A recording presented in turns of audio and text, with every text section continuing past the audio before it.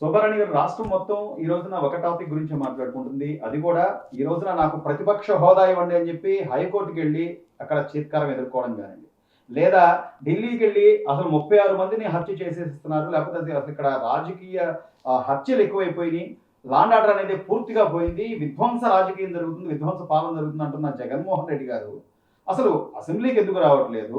లేదా ఆయన బాధ్యతగా ఉండాల్సిన పరిస్థితుల్లో ఈ రోజున పదే పదే బెంగళూరు ఎందుకు వెళ్తున్నారు? ఏంటి అసలు ఈ బెంగళూరు టు అమరావతి ఈ సర్వీస్ కథ ఏంటి? నమస్తే అండి.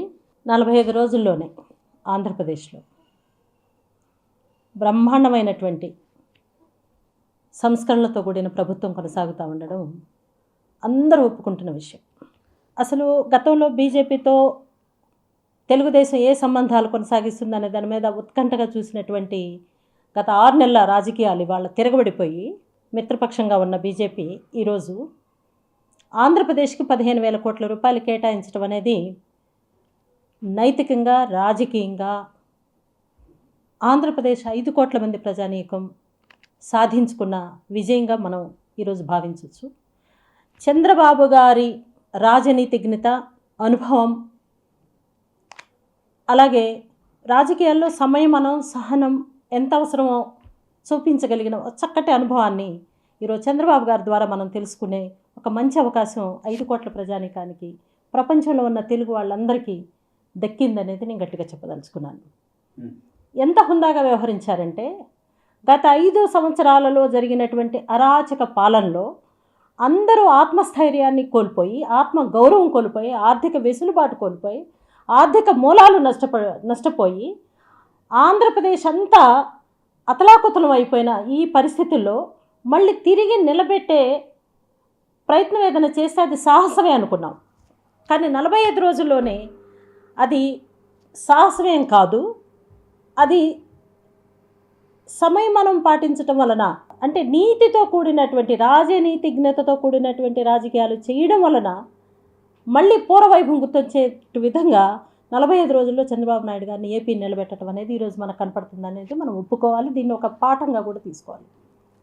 It's a lesson to the 5 crore people of AP. అందుకని చంద్రబాబు నాయుడు గారు ఈరోజు కొత్త పదాలు వాడుతున్నారు. అదేంటంటే ఏపీ అంటే A for Amaravati, P for Polavaram. Amaravati మనకు రాజధానిగా ఉంది, అది అసలు వెన్నెముక రాష్ట్రానికి.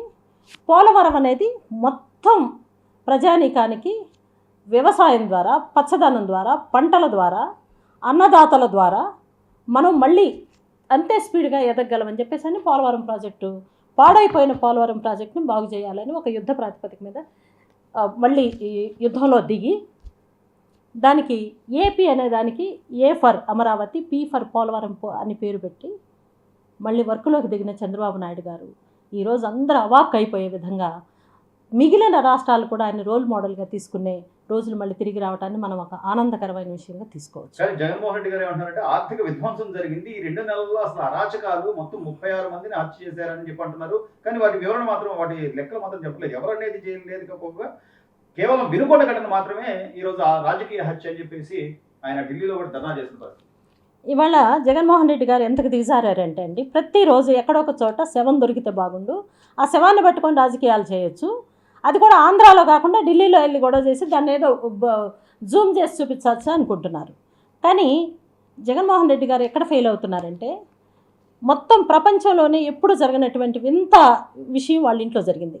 సాక్షాత్తు వాళ్ళమ్మ విజయమ్మ గారు, సాక్షాత్తు వాళ్ళ చెల్లి షర్మిల గారు, వాళ్ళ కుటుంబ సభ్యులంతా జగన్మోహన్ రెడ్డి అనే ఆయన ఒక నిరంకుశత్వంతో కూడినటువంటి పాలకుడు మాత్రమే కాదు, సైకో కూడా అని చెప్పేసి అని, నా కొడుకును ఓడించండి అని విజయమ్మ గారు, మా అన్నయ్యని ఓడించండి అని షర్మిల గారు, మా బావగారిని ఓడించండి అని బ్రదర్ అనిల్ గారు, వాళ్ళ కుటుంబ సభ్యులందరూ కూడా చెప్పడం అనేది, అంటే ఒక కుటుంబంలో ఒక మనిషిని ఓడించమని మిగతా కుటుంబ సభ్యులందరూ చెప్పడం అనేది ఎంత వింతగా ఉందో ఈరోజు కూడా మనం మర్చిపోలేని విషయం. అందుకని ఈరోజు అసెంబ్లీ జరుగుతుంటే అసెంబ్లీలో అన్ని విషయాలు మాట్లాడటానికి ప్రయత్నం చేయకపోగా ఢిల్లీ పోయి జంతర్ మంతర్లో గొడవ చేస్తున్నాడంటే, ముందు అసలు మీ చెల్లెలే, సొంత చెల్లెలే కామెంట్ చేస్తూ ఉంది.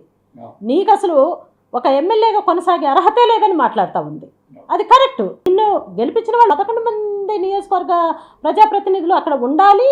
కనీసం ఆ నియోజకవర్గ ప్రజలన్నా సమస్యల వలయంలో నుంచి బయటికి రావడానికి నీ పాత్రను పోషించాలి. అది ఈ రోజు కూడా నువ్వు చేయట్లేదంటే నువ్వు శవ రాజకీయాలు చేయడానికి అలవాటు పడిపోయావు. శవాలు ఎక్కడ దొరుకుతాయని రాబందులాగా వెయిట్ చేస్తూ ఉన్నావు. మొన్న వినుకొండలో జరిగినటువంటి రషీదు హత్య ఏదైతే ఉందో అది స్నేహితుల మధ్య జరిగింది, కుటుంబ వ్యవహారాల మధ్య జరిగిన హత్యని రాజకీయ హత్యగా మళ్లించడం కోసం ఆయన మళ్ళీ ఓదార్పుకి వెళ్ళాడు. నిజానికి ఈరోజు జగన్మోహన్ రెడ్డి ఆయన్ని ఓదార్చడానికి ఎవరు లేరు, ఎవరు మిగలలేదు. అందుకని ఏంటంటే ఏదైనా ఓదార్పు కావాల్సి వస్తే జగన్మోహన్ రెడ్డికే కావాలి. 151 సీట్ల నుంచి నిన్ను 11 సీట్లకు దించినప్పుడు నీకు ఓదార్పునిచ్చేవాళ్ళు ఎవరున్నారో వెతుక్కో. ఫస్ట్ నువ్వు వచ్చేదేంటి ఓదార్చడానికి? శవాలను అడ్డం పెట్టుకొని రెచ్చగొడితే రెచ్చిపోయి మళ్ళీ బజార్ మీదకి రావడానికి జనానికి టైం లేదు. జనం మళ్ళీ తిరిగి బాగుపడటానికి ఒక ప్రజాస్వామ్యకి విలువల్ని కాపాడటం కోసం అందరూ ప్రయత్నం చేసే క్రమంలో కామ్గా ఎవరి పని వాళ్ళు చేసుకుంటూ పోతా ఉన్నారు. సడన్గా బాబు గారు 15,000 కోట్ల రూపాయలు కేంద్రం నుంచి తీసుకొచ్చి అందరూ అవాక్ అయిపోయే విధంగా అన్ని వ్యవస్థల్ని మళ్ళీ స్టేబుల్ చేసేసి గవర్నమెంట్ని గవర్నెన్స్ని సజావుగా జరపడానికి పవన్ కళ్యాణ్ గారితో కలిసి అలాగే మంచి మంత్రులుగా ఎన్నుకున్న వాళ్ళందరినీ బ్యాలెన్స్ చేసుకొని వెల్ ఎక్విప్డ్గా వెల్ నాలెడ్జ్తో కూడినటువంటి వాళ్ళు, స్కిల్డ్గా ఉన్నటువంటి వాళ్ళని ఇవాళ అన్ని సామాజిక వర్గాల వాళ్ళని సమాంతరంగా తీసుకొని వాళ్ళ ద్వారా సర్వీసెస్ను పొందడం అనేది జనం చూస్తున్నారు, అందరం చూస్తున్నాం. దీన్ని కూడా తప్పుదారి పట్టించే విధంగా నువ్వు ఈ రోజు కూడా రాజకీయాలు చేస్తున్నావంటే అసలు మానసికంగా నువ్వు ఎంత కుళ్ళిపోయి ఉన్నావో ఒకసారి ఆలోచించమని నేను జగన్మోహన్ రెడ్డి గారికి మనవి చేసుకుంటూ ఉన్నాను. మాట్లాడితే నువ్వు బెంగళూరు వెళ్తున్నావంటే గతంలో ప్రతిపక్ష నాయకుడిగా ఉన్నప్పుడు కూడా 60 సీట్లు పైన వచ్చినప్పుడు కూడా ఆయన అసెంబ్లీలో లేడండి, ఓదార్పని వెళ్ళిపోయాడు. ఆయనకి ఎప్పుడు కూడా అసెంబ్లీలో కూర్చొని ప్రజల సమస్యలు ఏంటి, సమస్యలకు పరిష్కారం ఏంటని ఆలోచించే దిశగా ఏనాడు ప్రవర్తించలేదు జగన్మోహన్ రెడ్డి గారు. అప్పుడు 60 పైన వచ్చినప్పుడు కూడా ఆయన ఓదార్పుకని వెళ్ళారు. కాబట్టి ఏంటంటే నీకు 151 వచ్చినప్పుడు నువ్వు కుదురుగా కూర్చోలేదు, 60+ ఉన్నప్పుడు కుదురుగా కూర్చోలేదు. ఈరోజు 11కి దిగజారిపోయిన పరిస్థితిలో కూడా కుదురుగా కూర్చొని నా సంఖ్యని నేను ఎలా పెంచుకోవాలనే దాని మీదట నువ్వు ఈ రోజు నుంచి చేయాల్సిన ప్రయత్నాలు ఏవి కూడా ఒక ప్రతిపక్షంలో ఉన్న నాయకుడిలాగా నువ్వు చేయట్లేదు. అందుకే నేను ఫస్ట్ నుండి శోభారాని ఒక మాట అనేది, నువ్వు ప్రతిపక్ష నాయకుడిగా కాదు ప్రతి నాయకుడిగా వ్యవహరిస్తున్నావు జగన్మోహన్ రెడ్డి. ప్రతి నాయకుడు అంటే విలను, నువ్వు విలన్గా కాదు హీరోగా నిన్ను నువ్వు ప్రూవ్ చేసుకోవడానికి there are lots of ways. ఓటమిలో గెలుపులు అందరం చూస్తాం. ఈరోజు నువ్వు ఓటమిని ఇంత దారుణంగా చూస్తావు నువ్వు ఎప్పుడు ఎక్స్పెక్ట్ చేయని దానికి నేను ఏం చేస్తే నేను ఇంతకు పడిపోయానని నువ్వు లెక్కలేసుకోవాలి కానీ ప్రో అండ్ కాన్స్ ఆలోచించుకోవాలి కానీ ఈ 11 సీట్లను అడ్డం పెట్టుకొని మళ్ళీ శవరాజకీయాలు చేసి మళ్ళీ అలజడులు సృష్టించి మళ్ళీ లా అండ్ ఆర్డర్ ఫెయిల్ అయ్యేలాగా చేసి ఈ గందరగోళాల మధ్యలో నీ బెయిల్ రద్దు కాకుండా చూసుకునే విధంగా నువ్వు ప్లాన్ చేసుకుంటున్నావు అనే విషయం మాలాంటి వాళ్ళందరికీ తెలుసు. అంటే నువ్వు ఎప్పుడు గొడవల్లో ఉండి నేను ప్రజల్ని కాపాడటం కోసం నేను సమాజంలో ఉండాల్సి వస్తుంది, ప్రజల మధ్యలో ఉండాల్సి వస్తుంది, కాబట్టి నా బెయిల్ రద్దు కాకుండా చేయండి అనే దానికి నువ్వు ఒక ఎత్తుగడగా చేస్తున్నావు అనే విషయాన్ని ఈ రోజు నేను ప్రత్యేకంగా చెప్పదలుచుకున్నాను. You got my point. Right. ఒక హైకోర్టు లాయర్గా ఈ రోజు మీరు చాలా బాగా మాట్లాడారు.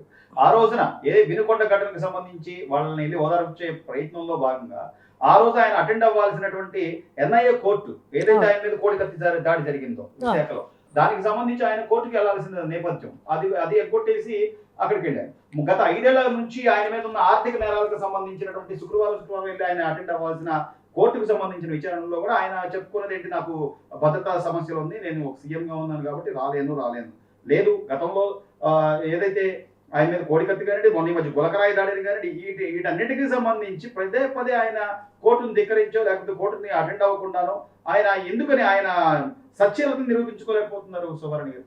ఇప్పుడు ఆయన చేసిన రాజకీయాలన్నీ కూడా అంటే 151 సీట్లు వచ్చినప్పుడు కూడా రాళ్లతో కొట్టించుకున్నాడండి, కోడికత్తితో గీయించుకున్నాడు, అన్ని చిన్న ట్రిక్స్ ప్లే చేయడం ద్వారా సానుభూతి పొందాలనుకున్నాడు. కానీ ఒక యాంగిల్లో ప్రజలు కూడా నమ్మారండి.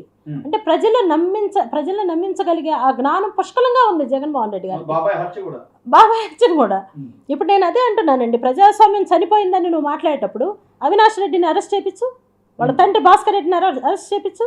నీకు దమ్ముంటే ఢిల్లీలో వివేకానంద రెడ్డి మీద జరిగిన హత్య గురించి CBI ఈరోజు ఎంక్వైరీని శీఘ్రగతం చేయమని అడుగు. ఎలా చనిపోయాడో ఆరాతి నీకు దమ్ముందా? లేదు. అంటే ఎందుకు వై యు ఆర్ గిల్టీ? మాట్లాడితే బెంగళూరు వెళ్తున్నావు, ఎందుకు వెళ్తున్నావు ఆంధ్రప్రదేశ్ వదిలిపెట్టి? గాలి జనార్దన్ రెడ్డి అని ఆయన గతంలో నీకు సొంత అన్నయ్యలాగా ఉన్నాడు. ఈ రోజు కూడా నువ్వు బెంగళూరు పోయావు అని అంటే గుంటూరు నుండి గాలి జనార్దన్ రెడ్డిని కలిసి మళ్ళీ కొత్త రాజకీయాలు మొదలుపెట్టి దొంగతనాలు మొదలుపెట్టి మాఫియా రాజకీయాలకి తెరతీసి గొడవలు సృష్టిద్దాం అనుకుంటే జనం ఈరోజు చట్టాన్ని వాళ్ళ చేతుల్లోకి తీసుకునే విధంగా నువ్వు చేసింది ఈ రోజు కూడా కంటిన్యూ అవుతుంది అనే విషయాన్ని నేను గుర్తు చేస్తూ ఉన్నాను. ఇప్పుడు ఈ మధ్య కాలంలో ఈ 45 రోజుల్లో జరిగినటువంటి గొడవలు ఏవైతే ఉన్నాయో అండి, అవి ఏవి కూడాను అసలు కొత్త గవర్నమెంట్కి సంబంధం లేవు అనేది మనం గట్టిగా చెప్పొచ్చు. కారణం ఏంటంటే గత 5 ఏళ్లలో గొడవ జరగని రోజే లేదు. ఇప్పుడు ఆ గొడవ జరిగిన తాలూకు ఉదాంతాలు ఏవైతే ఉన్నాయో ఆ ఉదంతాల సంస్కృతికి కంటిన్యూవేషన్లో జరుగుతున్నాయే తప్ప ఈరోజు లా అండ్ ఆర్డర్ లేక కాదు. ఈరోజు హోమ్ మినిస్టర్ లేడీ అవ్వడం, ఆ అమ్మాయి కూడా చాలా తెలివిగా ఉండడం, సోదరి అనిత చాలా పక్కడబందీగా ఎప్పటికప్పుడు అలర్ట్గా ఉండడం, ఎక్కడ ఏం జరగకుండా ఉండేదానికి తను రౌండ్ ది క్లాక్ పనిచేయడం అనేది మనకు కనిపిస్తూ ఉంది. కాబట్టి ఈరోజు we are very lucky that we are having very good ministers.